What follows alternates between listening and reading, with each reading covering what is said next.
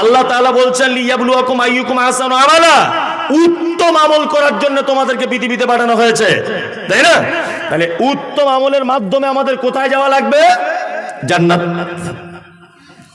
একজন ছেলে আল্লাহর নবীকে সে বলছেন দুল্লানি আলা আমালিন ইজা আমিলতাহু ফাদাখালতুল জান্নাতা ক্বালা তা'বুদুল্লাহ ওয়া লা তুশরিক বিহি শাইয়্যা ওয়া তুকিমুস সালাতিল মাকতুবাতা ওয়া তুতিজ যাকাতিল মাফরুজাতা ওয়া তাহুজ্জাল বাইত।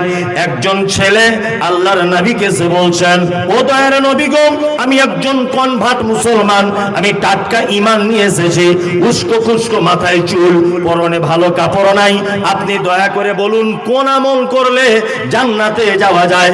নবীজি বলছেন, এক নম্বরে তা'বুদুল্লাহ, তুমি সর্বদাতে আল্লাহর গোলামি করবে। সর্বদাতে গোলামি কার? ইবাদত কার? আল্লাহর করতে হবে। দুই, ওয়ালা তুশরিক বিহি শাইয়্যা, তুমি যদি জান্নাতে যেতে চাও আল্লাহর সঙ্গে যেন শরীক করে দিও না কাউকে। শিরক বুঝেন তো? শিরক বুঝেন? বুঝেন? শিরক একদম সহজ ভাষাতে জেনে নেন। বলছি আল্লাহর যে ক্ষমতা আছে, এদিকে বেরোন, শিরক বলছে আপনাকে, আল্লাহর যে ক্ষমতা আছে এই ক্ষমতা পৃথিবীর অন্য কারো আছে, এটা মনে করা শিরক। রুজি ডিপার্টমেন্ট কার হাতে? আল্লাহর হাতে, তাই না? সুস্থতা অসুস্থতা কার হাতে? আল্লাহর হাতে। চাওয়া পাওয়া সবকিছু কার হাতে? আল্লাহ সুবহানাহু ওয়া তাআলার হাতে। তার মানে আল্লাহর যে ক্ষমতা আছে এই ক্ষমতা অন্য কারো আছে, এটা মনে করা শিরক। কিছু ছেলেকে দেখতে পাচ্ছি লাল সুতো পরে ঘুরছে হাতে, লাল সুতো। জোরে কোথায় কোথায় পেলি? বলছে আজমির শরীফের সুতো। আজমির শরীফ, আচ্ছা আচ্ছা আচ্ছা। তাহলে আজমিরে জুট মিল আছে নাকি? এত সুতো সাপ্লাই দেয় কি করে? এত সুতো সাপ্লাই দেয় কি করে আজমির শরীফ? জুট মিল আছে ওদের? হুগলি জেলার হয়তো ডানকুনি জুট মিলের সুতো রং করে ওইখানে চলে গেছে, ওইটা হয়ে গেছে বরকতের সুতো। হচ্ছে কি হচ্ছে না? সব শিরক। লাল সুতো, কালো সুতো, গাছ, তাবিজ, মাদুরি সব কি শিরক। মারাত্মক বড় পাপ। একটা আশ্চর্য ঘটনা আপনি শুনুন। ছোটবেলা থেকে আমরা শুনে এসেছি একটা কথা, যে কিছু মানুষ তারা জাহান্নামের আযাব খাটতে খাটতে খাটতে খাটতে কোনো একদিনের জন্য হলেও তারা জান্নাতে আসবে। শুনেছি না? শুনেছি। এরা কারা? জাহান্নাম থেকে মুক্তি পেয়ে জান্নাতে আসবে, এরাও এক কোয়ালিটির ঈমানদার। তাদের ঈমান ছিল কিন্তু কাবিরা গুনাহতে লিপ্ত ছিল।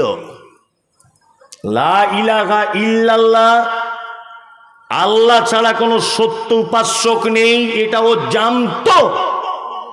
তারপরেও সুদের টাকা খেয়েছে, তারপরেও ব্যভিচার করেছে, তারপরেও কাবিরা গুনাহতে লিপ্ত হয়েছে। এই কারণে লোকটাকে জাহান্নাম দেওয়া হয়েছে। আর এই কারণে লা ইলাহার বিশ্বাস ছিল বলে ওকে মুক্তি দিয়ে কোথায় আবার হবে? জান্নাত দেওয়া হবে। একটা শ্রেণীর মানুষ জাহান্নাম থেকে কোশ্চিন কালেও পরিত্রাণ পাবে না, যে শিরক অবস্থাতে মারা গেছে। কোন লোক যদি মাজারে পূজা করতে করতে, ওই যে ঠাকুর পূজা, ওই যে চাদর চড়ানো, ওই যে সিন্নি দেওয়া, মাজারে মানত করা, এইগুলো করতে করতে করতে করতে যদি লোকটা মারা যায়, অবশ্যই জাহান্নামে তো যাবেই যাবে, এবং কোশ্চিন কালেও জাহান্নাম থেকে তাকে মুক্তি দেওয়া হবে না। শিরক ভয়ঙ্কর পাপ, করিয়েন না। এই পাপ করলে সব থেকে আল্লাহ সুবহানাহু ওয়া তাআলা বেশি রেগে যান। সব থেকে বেশি রাগে কিসে? শিরক করলে। ওয়ালা তুশরিক বিহি শাইয়্যা। নবীজি বলছেন ছেলেটাকে, তুমি জান্নাত যেতে চাও, কখনোই যেন শিরক করবে না।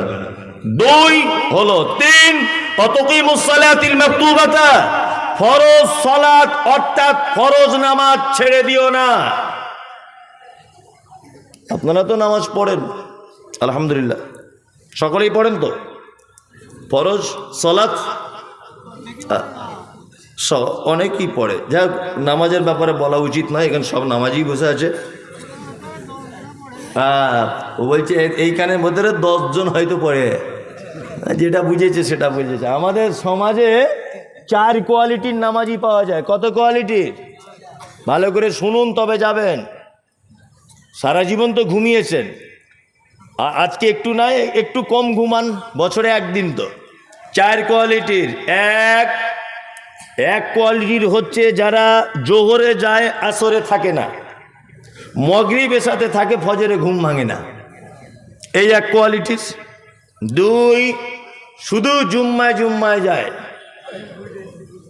3, ঈদুল ফিতর, ঈদুল আজহা। 4, 5 ওয়াক্তই পড়ে না জেনে পড়ে। 5 ওয়াক্তই পড়ে না জেনে। যদি বলছেন কেমন, চাচাকে জিজ্ঞাসা করছি, চাচা কত বছর নামাজ পড়ছো? বলছি 30 বছর হবে। আচ্ছা আচ্ছা, বেতের নামাজের দুয়ায় কুনুতটা বলো তো। আমি কি আর পারি, বয়স হয়ে গেছে, অত বড় দুয়া কি আর মুখস্থ করা যায়? আমার আর স্মৃতিশক্তি কমে গেছে বাপ, আর মনে রাখতে পারছি না, চোখে কম দেখি, 2 টাকা কম দেন ও ঠিক বুঝতে পেরে যাবে, বুঝতে পারবে না? হ্যাঁ, পরের জমি আল কেটে কীভাবে বড় করতে হয় এই জ্ঞান ওর আছে, ও টনটনে জ্ঞান। পরের জমি আল কেটে দিয়ে বেঁকিয়ে দিয়ে মসজিদে এসে বলছে কাতার সোজা করে লাও, না তো নামাজ হবে না। এরকম লোক মুর্শিদাবাদে নেই, আমাদের ওদিকে আছে। না আমি বলবো না, এদিকে বললে মারবে। ওরে বাবা, আমার এমনি এখন ভয় চলছে, যেখানে যাচ্ছি লোক বোম টোম মারছে, আমি ওতে নাই। আপনাদের দোষ দেবো না, মুর্শিদাবাদের লোক ভালো, আমাদের ওদিককার লোক এরকম। যাই হোক, তাহলে ও দুয়া জানে না, কিন্তু এ আবার কত বড় ধোকাবাজ দেখুন। এ কথাটা শুনলে কষ্ট পাবেন অনেক বয়স্ক লোক, কিন্তু কষ্ট পেলেও যে কিছু করার নেই। আচ্ছা, রুকুতে গিয়ে চাচা কি বলে আমি জানি না তো, রুকুতে দুয়া জানে না, কিন্তু লোকটাকে আপনি নামাজে লক্ষ্য রাখবেন, রুকুতে গিয়ে তাহলে ও বলে কি জানে না, তা ও যখন জানি না বলে কি। বেতের নামাজে দেখবেন ঠোঁট লেড়েই যাচ্ছে। আচ্ছা, ও যে দুয়া জানে না বলে কি, তার মানে ও পৃথিবীর মানুষকে ধোকা দিয়ে ওর স্বাদ মেটেনি, মসজিদে আল্লাহকে পর্যন্ত ধোকা দেয়। ঠিক বলছি না ভুল বলছি? এরকম নামাজি আছে। আমি আপনাকে এটা বলতে চাইছি, কাল সকাল হতে না হতে আজকে এখানে যদি কোনো দুয়ার বই পাওয়া যায় বইয়ের দোকানে, আজকে থেকে কিনে নিয়ে অন্তত পক্ষে নামাজের ভিতরে যে দুয়াগুলো লাগে ওই দুয়াগুলো মুখস্থ করে নেন, তাছাড়া আপনার একদিনের সালাত কবুল হচ্ছে না। ফকটিয়া জান্নাত অত সহজ? বাজারে একটা জায়গা বিক্রি হবে, আপনাদের এই বহরমপুর বাস স্ট্যান্ডের এখানে ধরে নেন, বহরমপুর বাস স্ট্যান্ডে লোক যেখানে চেন খুলে পেচ্ছাপ করে, বলুন তো দেখি এই পেচ্ছাপখানাটা আমি যদি একটা দোকান করার জন্য 1 শতক জায়গা মেন ফন্ডে বহরমপুরে কিনি, কত লাখ টাকা লাগবে? 1 লাখে হবে? কত? 30 লাখ, আরো বেশি, 50 lakh minimum Baharampur main bus স্ট্যান্ডে নিলে। তাও আপনি পাবেন না জায়গা। যেখানে লোক পেচ্ছাপ করে তার দাম যদি 50 লাখ টাকা শতক হয়, আর আল্লাহর নবী বলেছেন জান্নাতে একটা ধনুক রাখার জায়গা, একটা ধনুক, ধনুক বুঝেন তো, এই ধনুক, এই ধনুক রাখার জায়গা পৃথিবীর থেকে আরো অনেক গুণে বেশি। এত বড় তোমাকে জান্নাত দেওয়া হবে, আর তুমি কি ভাবছো দুয়া না জেনে এরকম রুকু সেজদা করলেই জান্নাত? অত সহজ? অত সহজ? 500 টাকার নোট দিলে 4 বার দেখে ঠিক আছে না গেছে, হ্যাঁ? আর আপনার মতো লোককে জান্নাতের ভিতরে দেওয়া হবে, একবার বাজিয়ে দেখা হবে না? বিনীত অনুরোধ, আপনার উপর আমার রাগ ক্ষোভ বিদ্বেষ কিচ্ছু নেই, এটাই অনুরোধ যে আপনি দুয়াগুলো মুখস্থ করুন। সারা জীবন আর এইভাবে চলবে না, 2 নম্বরই করে দুয়াগুলো মুখস্থ করুন। ইনশাল্লাহ চেষ্টা করব, ইনশাল্লাহ। এখন দুয়া জানার অনেক মাধ্যম, বই না কিনলেও মোবাইলে গুগলে সার্চ করবেন যে রুকুর দুয়া কি, তাসাহুদে কি পড়তে হয়, সব দোয়া আপনি মোবাইলের ভিতরেও গুগলে বসে পড়ে ফেলতে পারবেন, কোনো সমস্যা নেই। জি, একটা লোক মারা গেল, বলছি শুন, একটা লোক মারা গেল, মারা যাবার পরে ইমাম সাহেব বলছে আসসালামু আলাইকুম। মনোযোগ দিয়ে শুনবেন, কেউ যেন চেল্লামিল্লি করবেন না ভাই। আমাদের দক্ষিণ পাড়ায় আব্দুল করিম ভাই মারা গেছে, লোকটা খুব ভালো ছিল। যদি ভুল ত্রুটি করে থাকে আল্লাহর রাস্তায় ক্ষমা করে দেবেন, আর ঋণ টিন করে থাকলে আপনারা একটু আল্লাহর রাস্তায় পারলে মাফ করে দেবেন, না তো ওনার ছেলেকে বলবেন। এটা বলে কি বলে না? বলে। আর কি বলে? আর এই কথাটা বলে যে সবাই ভাইয়ের জন্য দোয়া করবেন। আমরাও এই পথের পথিক, এই পথে সবাইকে আসতে হবে, ভাইয়ের জন্য দোয়া করবেন সবাই। যে ভাইয়ের জন্য ইমাম সাহেব দোয়া চাইছে জীবনে 5 ওয়াক্ত সালাত আদায় করেনি, নামাজ পড়েনি জীবনেও। আচ্ছা বলুন তো দেখি, এর জন্য যদি কোনো মানুষ দোয়া করে, তার দোয়ার কারণে সে জান্নাত পৌঁছাতে পারবে? পারবে? পারবে না। তাকে জাহান্নাম খেটে খেটে শেষ পর্যায়ে জান্নাতে। ওই যে বলেছি লা ইলাহা ইল্লাল্লাহ ছিল, তাই কি বললাম বুঝলেন? আল্লাহর ভাষা কি? আল্লাহর ভাষা মা সালাকাকুম ফি সাকার ক্বালু লাম নাকু মিনাল মুসাল্লিন। একজন সাকার নামক জাহান্নামীকে জিজ্ঞাসা করা হবে, এই তুমি কেন জাহান্নামে? তখন সে বলবে ক্বালু লাম নাকু মিনাল মুসাল্লিন। সব ভালো কাজ ছিল ভাই।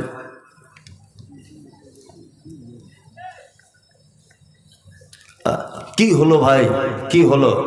তখন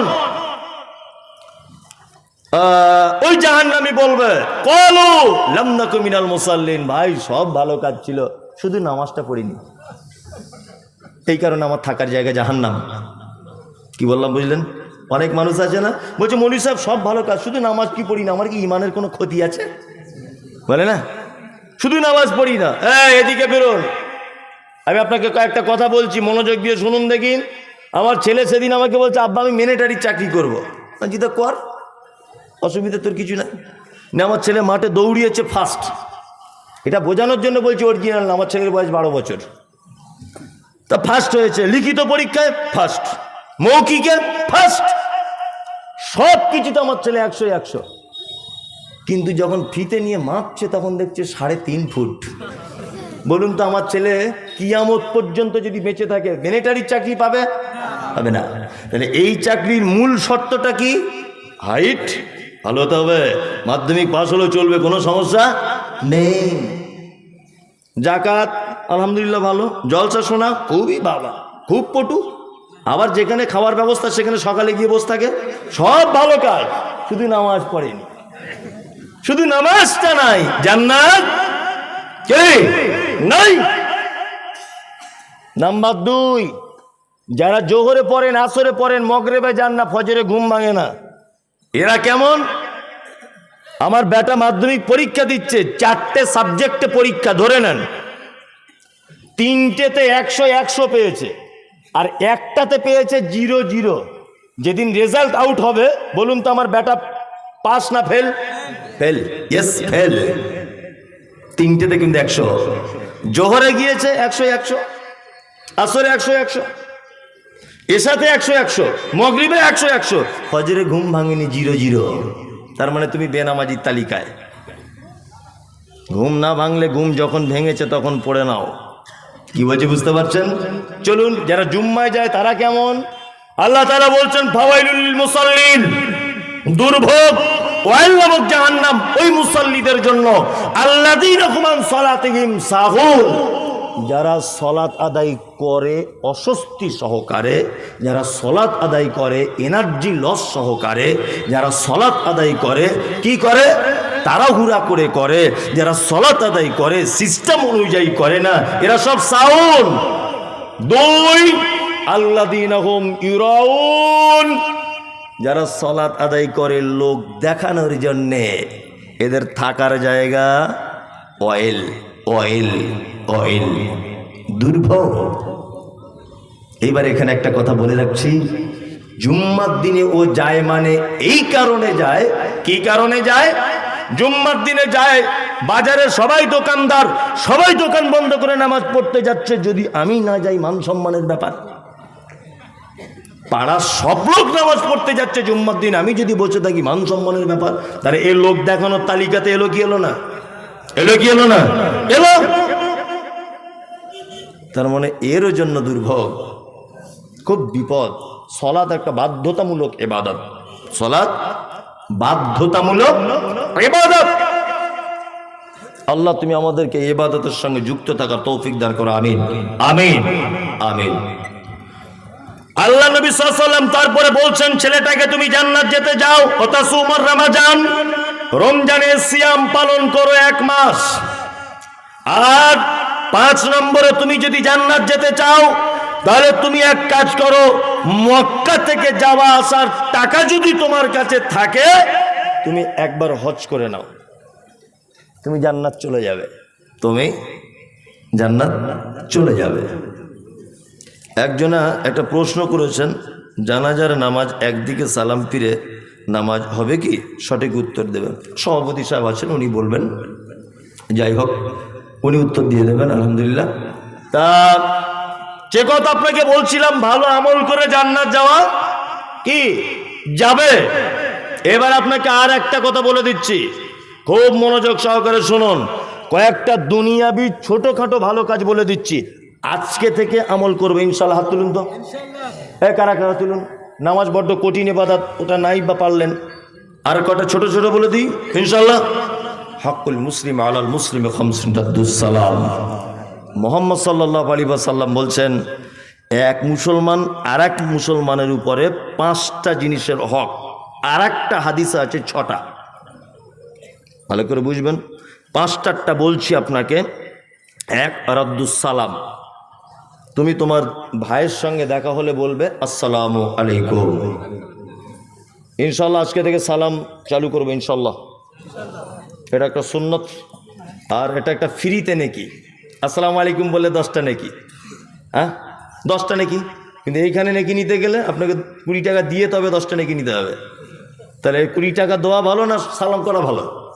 সালাম করবেন, ফাও নেকি এগুলো। দান একটা আলাদা সাবজেক্ট, ওটা আলাদা বিষয়, কিন্তু এগুলো ফাও নাকি। চলুন, ওয়াইয়াদাতুল মারিজ, কোনো মানুষ অসুখে যদি পড়ে যায় দেখতে যাবেন। দেখতে গেলে নাকি কি আল্লাহ নবী সাল্লাল্লাহু আলাইহি সাল্লাম বলেছেন, কেউ যদি সন্ধ্যাবেলা কোনো অসুস্থ মানুষকে দেখতে যায়, দেখতে যাওয়ার পদ্ধতি আছে। গিয়ে মাথায় হাত দিবে, দিয়ে বলবে লা বাসা তাহুরুন ইনশাল্লাহ। বাংলায় এইভাবে বলবেন, যদি আরবিতে না পারেন, যে ভাই তুমি কোনো টেনশন করো না, আল্লাহ নিশ্চয় তোমাকে ভালো করে দেবে। এতটুকু কথা বলবেন, আল্লাহ তোমাকে ভালো করে দেবে, আল্লাহ তোমার হয়তো পরীক্ষা করছে। একটা কথা মাঝখানে বলে রাখছি, এটা জেনে রাখা ভালো হবে, যে হঠাৎ করে পাড়ায় একটা লোক 2 বছর অসুখে বিছানায় পড়ে আছে, আর কিছু লোক কি বলছে, এমনি পড়ে আছে, কম পাপ করেছে জীবনে, বলে কি বলে না? বলে একদম না, আপনি ভুল বলেছেন। শুনুন, যার পরীক্ষা যত কঠিন তার প্রাইজ তত ভালো। আল্লাহ তাআলা কোনো মোমেনের যখন কল্যাণ চান, বিভিন্ন অসুখ দিয়ে পরীক্ষা করেন।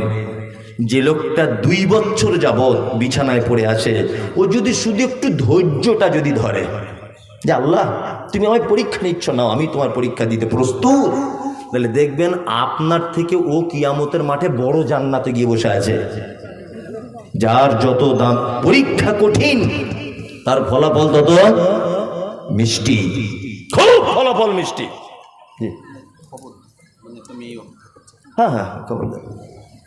পিপলখোলার মিনারুল ভাইকে আছেন, মুর্শিদ মৌলানার বাড়িতে আপনার বাড়ির মেয়ে লোক আছে, বাড়িতে যার জন্য খুব বসে আছে, অপেক্ষা করছে, একটু তাড়াতাড়ি চলে যান। যে কথা বলছিলাম, যে অসুস্থ মানুষকে দেখতে যাবেন, কেউ যদি সন্ধ্যাবেলাতে যায়, সকাল আবার আগ পর্যন্ত আসমানে ফেরেশতারা তার জন্য কল্যাণ কামনা করে, যে দেখতে গেছে, রুগীর জন্য নয়। তাহলে দেখতে যাওয়া লস না লাভ? লাভ ইনশাল্লাহ। পাড়া প্রতিবেশীকে অসুখে পড়ে গেলে দেখতে যাব ইনশাল্লাহ। ওয়াইত্তিবাউজ জানাইজ, যদি কেউ মারা যায় তুমি তার সালাত আদায় করো। আর একটা কথা মাঝখানে বলে দিচ্ছি, এই কথা কেটে দেওয়ার চেষ্টা করিয়েন না হুঁশ মোটা করে, না পড়ে কোনো কথা কাটবেন না। আমি পড়ে এসে তত্ত্ব নিয়ে প্রমাণ নিয়ে তবে বলছি। পশ্চিম বাংলার বিখ্যাত আলেম 10 জন থাকলে তার ভিতরে একজন আব্দুল হামিদ ফায়েজি আল মাদানী, নাম শুনেছেন? শুনেছেন? পশ্চিম বাংলায় বাঙালি লেখকদের ভিতরে 1 নম্বরের লেখক, যিনি 200-র কাছাকাছি ইসলামিক বিভিন্ন বিষয়ে বই লিখেছেন, 200। তার মধ্যে একটা বইয়ের নাম হচ্ছে জানাজা দর্পণ। আমার গাড়িতে আছে, বিক্রির জন্য নয়, পড়ার জন্য রেখেছি। জানাজা দর্পণ নামক বই এখানে কোনো দোকান থেকে কিনে নেবেন। 67 নাম্বার পৃষ্ঠায় উনি উল্লেখ করেছেন এই কথাটা, জানাজা কার পড়া যাবে কার পড়া যাবে না। তিনি বলেছেন একটা মানুষ যদি বেনামাজি অবস্থায় যদি মারা যায়, তাহলে মান সম্মান পাড়া প্রতিবেশীর রক্ষার জন্য জানাজা পড়তে কেউ যেতে পারে, তবে তার জন্য যেন দোয়া না করে।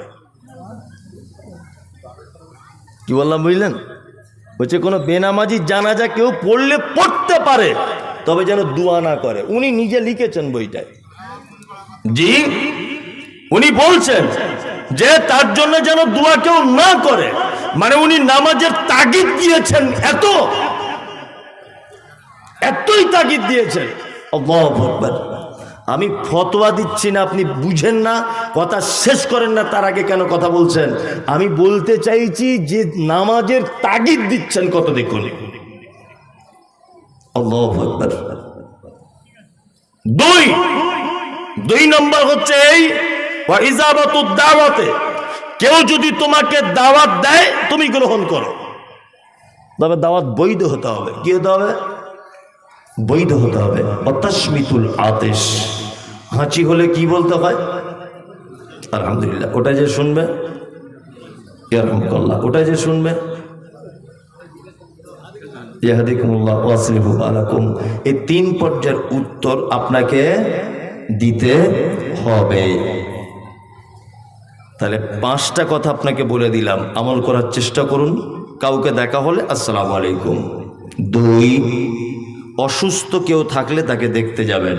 3, বৈধ দাওয়াত দিলে কবুল করবেন। 4, জানাজার সালাত আদায় করবেন। 5, হাঁচি হলে তার উত্তরটা দেবেন। এগুলো হচ্ছে ভালো আমল, মুহাম্মদ সাল্লাল্লাহু আলাইহি ওয়াসাল্লাম বলেছেন। রাত্রি এখন 12টা বাজে। এটা আপনাদের কোনো একটা পারপাসের কালেকশন, মাদ্রাসার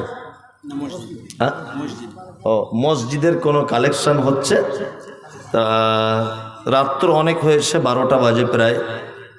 তা আপনাদের কাছেও আমিও শেষ বাক্যে ছোট্ট একটা আবেদন করব।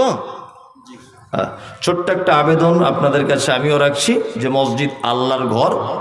আপনাদের কাছে বিনীত অনুরোধ যে আপনারা মসজিদের জন্য কিছু সহযোগিতা করুন। হ্যাঁ,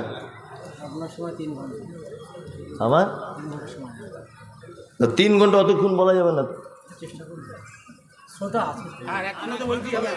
হ্যাঁ, 3 ঘন্টা বসে থাকেন আপনারা। ওই সারা রাত বসে থাকলে কি করবো? ওটা ঠিক আছে, ওটা ঠিক আছে। শ্রোতা যতক্ষণ থাকবে ততক্ষণ হবে ইনশাআল্লাহ, বসে থাকেন। এটা কি সম্ভব বলুন তো দেখি? 2 ঘন্টা বলা হয়ে গেছে। হ্যাঁ, আপনারা ধৈর্য ধরে বসে থাকুন। 3 ঘন্টা বক্তব্য ওনার হবে, এখনো 1 ঘন্টা 10 মিনিট বাকি আছে। কোথাও যাবেন না, চুপচাপ বসে যান। রাত্রেবেলা 10 মিনিট কালেকশন হবে, এখনো 40 মিনিট বক্তব্য হবে।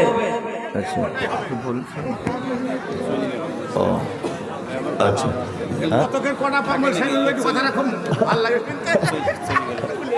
আচ্ছা জি,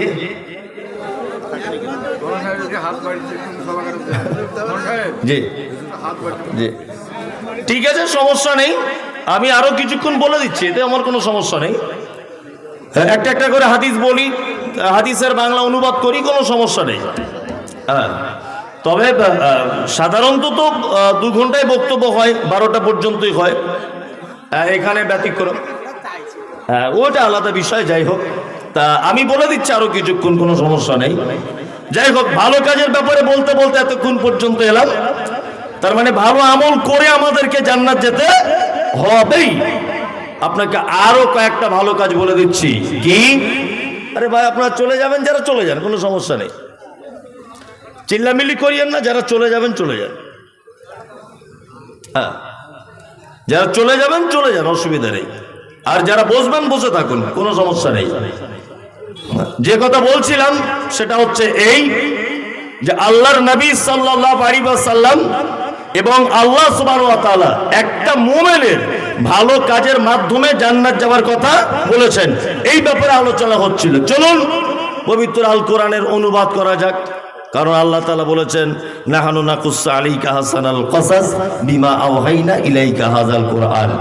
পৃথিবীতে কোরআনের থেকে ভালো কোনো কথা আর হতে পারে না, কোনো কথা হতে পারে না। আল্লাহ তাআলা বলছেন, আরাইতাল্লাযী ইউকাযযিবু বিদ্দীন, নবী আপনি কি তাকে দেখেছেন কারা যারা কিয়ামতের দিবসকে অস্বীকার করে? কারা তারা? আল্লাহ তাআলা বলছেন, ফাযালিকাল্লাযী ইয়াদউল ইয়াতীম, যারা এতিমের সঙ্গে অসৎ ব্যবহার করে। এর বিপরীত ভালো কাজ, আপনি সৎ ব্যবহার করবেন। এতিম কাদেরকে বলে? যার আব্বা নেই, এখনো বালেগা হয়নি ছেলে বা মেয়েটা, যৌবনে পদার্পণ করেনি, এ হচ্ছে এতিম। আল্লাহ তাআলা নবী মুহাম্মদ রাসূলুল্লাহ সাল্লাল্লাহু আলাইহি ওয়াসাল্লামকে পৃথিবীতে এতিম করেছিলেন।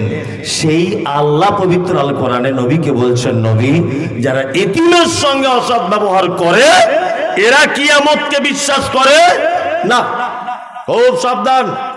একজন লোক এসে আল্লাহ নবী সাল্লাল্লাহু আলাইহি ওয়াসাল্লামকে বলছেন, আল্লাহ রাসূল আমার অন্তরটা খুব শক্ত, খুব নরম হয় না, খুবই শক্ত অন্তর। বিশ্ব রাসূল তিনি বলছেন, বাড়ি চলে যাও, বাড়ি যাও। বাড়িতে যাওয়ার পরে তোমার প্রতিবেশী কোন বাচ্চা ছেলের মাথাতে তুমি হাত বুলিয়ে দাও। এতিম বাচ্চার মাথায় হাত বুলালে আল্লাহ তোমার অন্তরটাকে কি নরম করে দিবে। দুই, আল্লাহ সুবহানাহু ওয়া তাআলা তারপরে আবার বলছেন, ওয়ালা ইয়াহুজ্জু আলা তুআমিল মিসকিন, মিসকিনদের খাদ্য দানে উৎসাহিত করো, এইটা থেকে তোমরা বিরত থেকো না। মিসকিন কাদেরকে বলে, ফকির কাদেরকে বলে, ব্যাপারটা জানতে হবে। এক, ফকির হচ্ছে ওই লোকটা, ওই লোক যার কিছু সম্পদ আছে, তারপরেও সে অপরের মুখাপেক্ষী হয়ে পড়ে কোনো একটা টাইম, এ হচ্ছে ফকির। আমি মমতাজুল ইসলাম, আমি একজন রিক্সা চালক। বাৎসরিক আমার ইনকাম 30,000 বা খরচাপাতি বাদ দিয়ে আমার 20,000 টাকা জমে। হঠাৎ করে ডাক্তারবাবু বলছেন আমার ছেলের হার্টের অপারেশন হবে, 2 লাখ টাকা খরচা, আমার জমি জায়গা কিছু নেই। আমি যদি রিক্সা চালক, 20,000 টাকা টোটাল আমার পুঁজি। আচ্ছা বলুন তো দেখি, আমি 3 লাখ টাকা বা 2 লাখ টাকার অপারেশনের টাকা জোগাড় করতে সক্ষম না অক্ষম? অক্ষম। আমি হলাম ফকির। যখনই অক্ষম হব তখন আপনাদের দরজায় এসে হাত পাতবো, মসজিদে এসে হাত পাতবো। আমি হলাম অক্ষম। ফকির সেই যার কিছু আছে তারপরেও তার মন ভরে না, এ হচ্ছে কি ফকির, অপরের কাছে চাইতে হয়। মিসকিন যার কিচ্ছু নেই, মিসকিন। আমাদের নবী মুহাম্মদ সাল্লাল্লাহু আলাইহি ওয়াসাল্লাম পৃথিবী থেকে যেদিন চলে গিয়েছেন সেই দিনটার নাম কি? সেই দিনটার নাম কি? সোমবার। কিবার? সোমবার। সোমবারের আগে তিনি বৃহস্পতিবারের দিন অসুখে পড়েছিলেন, মারাত্মক অসুখে। জীবনের শেষ নামাজ জমাতে পড়েছেন মাগরিবের সালাত। প্রথম 2 রেকাতে কিরাত করেছিলেন সূরা মুরসালাত, সূরা মুরসালাত। শেষ আয়াত যেটা তেলাওয়াত করেছিলেন তার শব্দগুলি এই, ফাবিআইয়ি হাদিসিম বা'দাহু ইউমিনুন। আল্লাহ বলছেন এরপরেও কি তোমরা অন্য কোনো কিতাবের উপরে ঈমান আনবে? এরপরেও কি ঈমান আনবে অন্য কোনো কিতাবের উপরে? নবী যেন উম্মতের জন্য এই বার্তাটা দিলেন। এশার আজান হলো, হযরতে বিলাল মসজিদে নববীর ভিতরে আজান দিলেন। আজান শেষ হয়ে গেল, আল্লাহর নবী আয়েশাকে ডেকে বলছেন, আয়েশা রে, একটু পানির পাত্র দাও। বিশ্ব নবী ওযু করলেন। একবার ওযু করার পরে তিনি অজ্ঞান হয়ে গেলেন, আর একবার উঠে ওযু করলেন, তারপরেও তিনি অজ্ঞান হয়ে গেলেন। আর একবার ওযু করার পরে অজ্ঞান হয়ে যাবার আগে আয়েশাকে বলছেন, আয়েশা, তোমার আব্বাকে ইমামতি করতে বলো, আমি আর যেতে পারলাম না। আবু বকরকে বলো ইমামতি করতে, আমি আর যেতে পারছি না। হযরত আবু বকর ইমামতি করতে যাচ্ছেন বটে, কিন্তু আল্লাহ নবী সাল্লাল্লাহু আলাইহি ওয়াসাল্লাম বেঁচে আছেন তো লজ্জা করছেন, ভয় করছেন, এ কি করে হয়। হযরত আবু বকর সিদ্দিক রাদিয়াল্লাহু তাআলা আনহু তিনি সালাতের ইমামতি করলেন। আল্লাহ রাসূল বৃহস্পতিবার থেকে শুক্রবার সারাদিন মসজিদে নববীতে যেতে পারেননি অসুস্থতার কারণে। শনিবারের দিন সকালবেলা একটু সুস্থতা লাভ করলেন।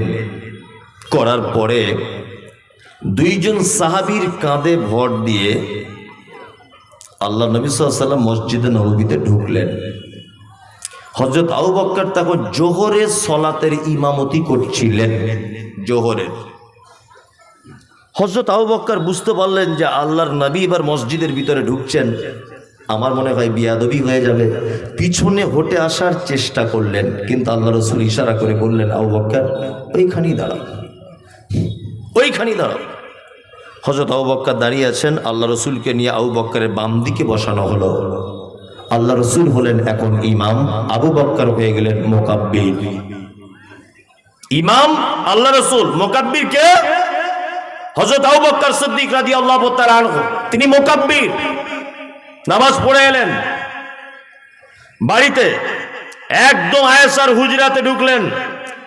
আয়েশার হুজরাতে ঢুকে সর্বপ্রথম আল্লাহ রাসূল আয়েশাকে ডেকে বলছেন, আয়েশা, আচ্ছা আমাদের বাড়িতে কি কোনো সম্পদ আছে, টাকা পয়সা কিছু আছে? তখন আম্মাজান আয়েশা বলছেন, 5টা থেকে 9টা সোনার দিনার আছে। আগেকার দিনে দিনার আর দিরহাম চলতো। দিনার মানে সোনার পয়সা কয়েন, দিরহাম মানে চাঁদির কয়েন। তখন আল্লাহ নবী সাল্লাল্লাহু আলাইহি ওয়াসাল্লাম আয়েশাকে একটু উচ্চ কণ্ঠে বললেন, আয়েশা, আচ্ছা তুমি এইগুলো এখনো পর্যন্ত রেখে দিয়েছো কেন? দান করে দিলে না? মিসকিনদের মাঝখানে বিলিয়ে দিতে পারলে না? তখন আম্মাজান আয়েশা বলছেন, আল্লাহ রাসূল আপনি অসুখে তো, ব্যস্ততার কারণে আমি এগুলো কাউকে দিতে পারিনি। আল্লাহ রাসূল তখন বলছেন, আয়েশা শোনো, কোন নবীর পক্ষে এটা উচিত নয় যে এত নিকৃষ্ট সম্পদ সাথে নিয়ে আল্লাহর সাথে সাক্ষাৎ করবে। কোন নবীর পক্ষে এটা উচিত নয়।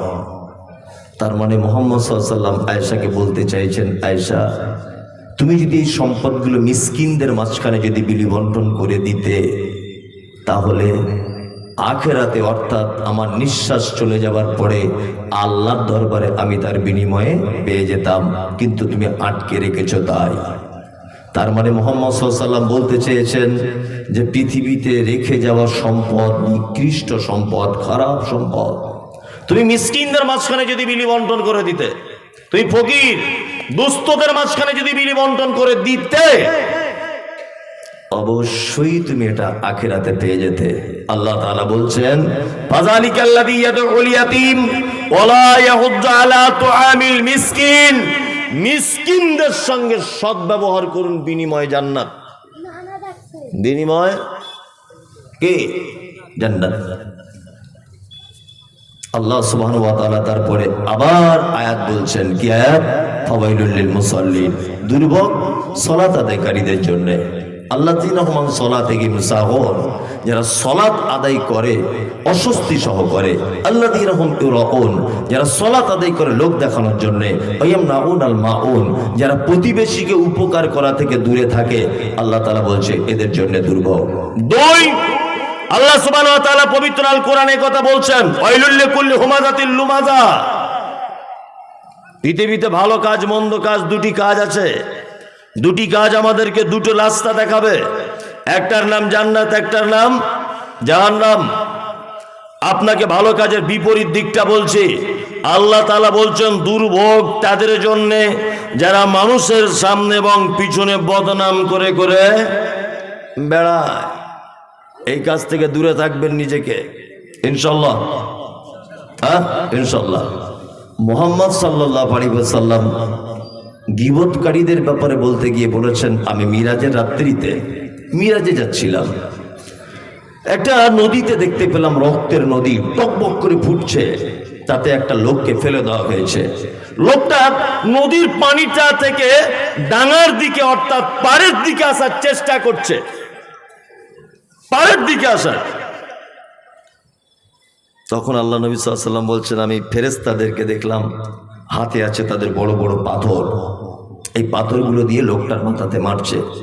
লোকটার মাথা চৌচির হয়ে যাচ্ছে, আবার সাথে সাথে জয়েন্ট হয়ে যাচ্ছে। আমি জিজ্ঞাসা করলাম লোকটিকে, তখন আল্লাহ রসুলকে বলা হলো, এটা হচ্ছে আপনার উম্মতের ওই লোকটা যে লোকটা সুদের টাকা খেত। সুদ মারাত্মক বড় হারাম, মারাত্মক বড় পাপ, মারাত্মক বড় জুলুম। দুই, আল্লাহ নবী সাল্লাল্লাহু আলাইহি ওয়াসাল্লাম তিনি বলেন যে আমি আরেকটু আগিয়ে দেখলাম একটা দল লোক তাদের হাতের নখগুলো তামা দিয়ে তৈরি করা, তামা দিয়ে তৈরি করা তাদের হাতের নখ। নিজের গোস্ত দেখলাম ছিঁড়ে ছিঁড়ে ছিঁড়ে ছিঁড়ে নষ্ট করছে, নিজের মুখের গোস্ত ছিঁড়ছে। জিবরিলকে বললাম, জিবরিল এরা কারা? বলছে এটা আপনার উম্মতের ওই লোকটা যে লোকটা চগলখড়ি পরনিন্দা গীবত করে করে বেড়াতো, কিয়ামত পর্যন্ত এর এইভাবে সাজা পেতে থাকবে। ওই জন্য বলি, আল্লাহ তাআলা বলেছেন, ইয়া আইয়ুহাল্লাযীনা আমানু ইজতানিবু কাসীরাম মিনাজ জান্নি ইন্না বা'দাজ জান্নি ইসমুন। তোমরা যারা ঈমানের স্বীকৃতি দিয়েছো তোমরা শোনো, তোমরা যারা ঈমানের স্বীকৃতি দিয়েছো তোমরা শোনো, ধারণা করে কথা বলিও না, আল্লাহ বলছেন। কারণ অধিক ধারণাটাই হচ্ছে পাপ, অধিক ধারণা মিথ্যা, পাপ। চায়ের দোকানে বসে আছেন, বসে বসে একটা লোক মোটরসাইকেল নিয়ে যাচ্ছে, তা আপনি বলছেন দেখ আগে সাইকেল চেপে ঘুরতাম, এখন মোটরসাইকেল চেপে যাচ্ছে। আর একজন পাশের লোক তখন তাকে বলছে, আরে মোটরসাইকেল চাপবে না, ও যে কলকাতায় ঠিকাদারি করতো ওখান থেকে টাকা ঝেড়ে নিয়ে চলে এসছে। আচ্ছা ও যে ঝেড়ে নিয়ে এসছে তুমি দেখতে গিয়েছিলে? ধারণা করে বলে দিলে, তাই না? এটা একটা পাপ। আল্লাহ তাআলা বলছেন তোমরা যারা ঈমানের স্বীকৃতি দিয়েছো অধিক ধারণা করো না, কারণ ধারণা খুব বড় পাপ। নাম্বার দুই, আল্লাহ তাআলা বলছেন আল্লাযী জামা মালা ওয়া আদ্দাদা, যারা মাল জমা করে করে কি রাখে। আজকে এত, কালকে অত, পরশুদিন এত, এত যারা জমা করে করে রাখে, ইয়াহসাবু আন্না মালাহু আখলাদা, এবং তারা এটা মনে মনে করে যে আমার মাল চিরস্থায়ী থাকবে। মাল চিরস্থায়ী থাকে? থাকে না। আমাদের দেশের মাটিতে প্রেমের অভাবে যেমন অনেক সংসার নষ্ট হয়েছে, একটা মেয়ে যেমন স্বামীর কাছ থেকে একটু ভালোবাসা না পাওয়ার কারণে যেমন আত্মহত্যা করেছে, সোশ্যাল মিডিয়ার মাধ্যমে দেখা যায়, ঠিক তেমন আমাদের দেশের মাটিতে এরকমও মানুষের জন্ম হয়েছিল যে নিজের স্ত্রীকে ভালোবেসে স্মৃতিসৌধ বানিয়েছিলেন, তাজমহল বানিয়েছিলেন না? বানিয়েছিলেন। শাহজাহান তাজমহল তৈরি করেছিলেন। আল্লাহু আকবার। বাঁচতে পেরেছেন? ওর স্ত্রী বেঁচে আছে না? পৃথিবীতে কেউ বেঁচে থাকবে না। এই সে মুর্শিদাবাদ নবাবরা কেউ বেঁচে আছে? কেউ বেঁচে নেই। আল্লাহ তাআলা বলছেন ইয়াহসাবু আন্না মালাহু আখলাদা, মাল জমা করার পরে মনে মনে ভাবে যে আমার সম্পদ আমাকে বাঁচাতে পারে বা আমি সম্পদের মাধ্যমে বাঁচবো। আল্লাহ বলছেন কাল্লা, কখনোই নয়। লায়ুম বাজান্না ফিল হোতামা, অচিরেই তোমাকে হোতামা নামক জাহান্নামে নিক্ষেপ করা হবে। অমাদরা কামাল হোতামা, নবী আপনি জানেন হোতামা কাকে বলে? কি হোতামা? নারুল্লাহিল মুকাদা, আল্লাহ তাআলার প্রজ্বলিত আগুন। আল্লাতি তাত্তালিবু আলাল আফইদা, এই আগুনের তীব্রতা এত বেশি যে মানুষের অন্তঃকরণ পর্যন্ত পুড়িয়ে ছাই করে দেওয়া হবে।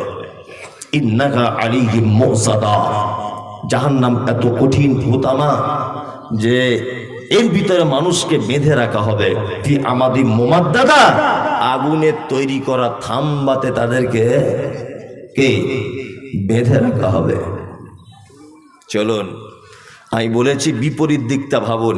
এক, গীবত পরনিন্দা থেকে বাঁচুন, ইনশাল্লাহ বাঁচব। দুই, সম্পদ জমা করুন, সাথে সাথে কার্জ হাসানা, অর্থাৎ উত্তম কিছু সম্পদ আল্লাহকে কর্জ দিন, বিনিময়ে আখিরাতে পেয়ে যাবেন, বেনিফিট আখিরাতে পাবেন।